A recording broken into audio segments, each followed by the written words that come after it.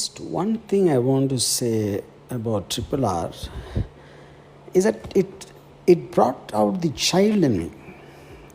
See, child in me, I don't mean by that as in children's film, because a children and child is different in the context of what I'm talking about. See, a child, I think, will feel a thrill which is kind of not, not inhibited. Somewhere, when you're intelligent, when you think you're sensible, when you want rationality, you almost feel adult. You will lose something in your life, you lose something to enjoy purely for what it's intended to be, what it is. So, I'm actually, honestly, Rajamouli, I'm running out of my words. This is the first time probably this is doing to me, something like this happened. I can talk about anything and I can talk with so much of clarity and all that. First time actually I'm running out of words.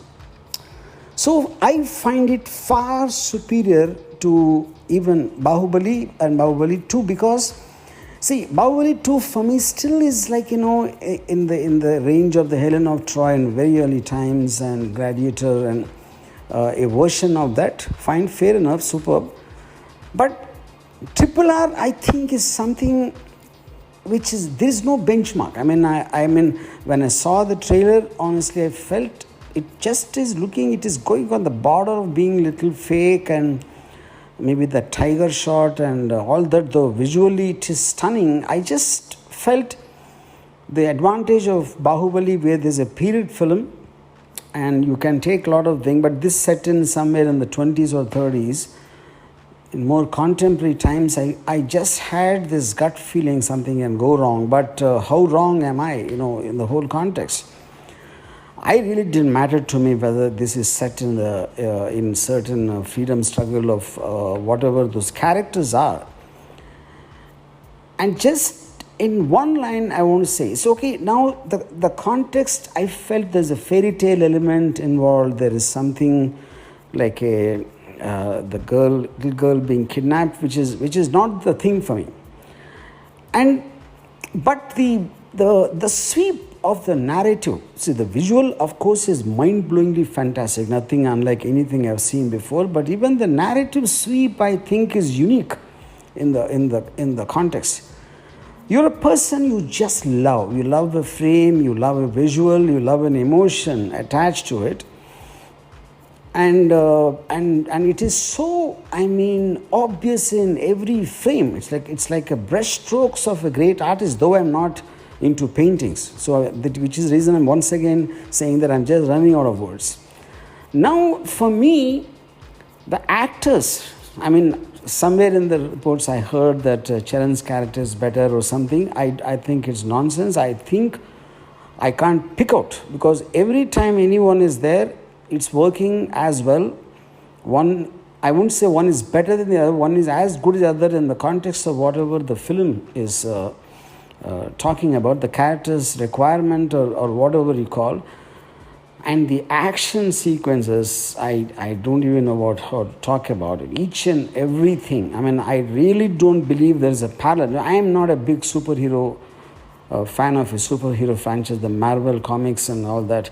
When I heard about the Ramcharan and Tarak fight, I thought somewhere it will be in the zone of the Batman-Superman fight. It should be somewhere around that. But I felt it got such a right balance between being real and unreal. There is a human being and there is a Superman kind of a strength or a ability, you call. So the emotions on Tarak's and Ramcharan's face is so human, and what they do is superhuman, and that mix is something I don't believe I've ever seen so far. That is something else. And I think it is audacious to even imagine that animals coming and fighting, letting them out. And that is something pulled off. It was something like I felt myself kind of, just sitting an inch above it in the tension or joy or what. I am actually not able to explain what emotion I felt while watching Triple R. And and so I mean I can go on and on and on and on. I don't know where to stop, but it is an experience of a lifetime, I would call it.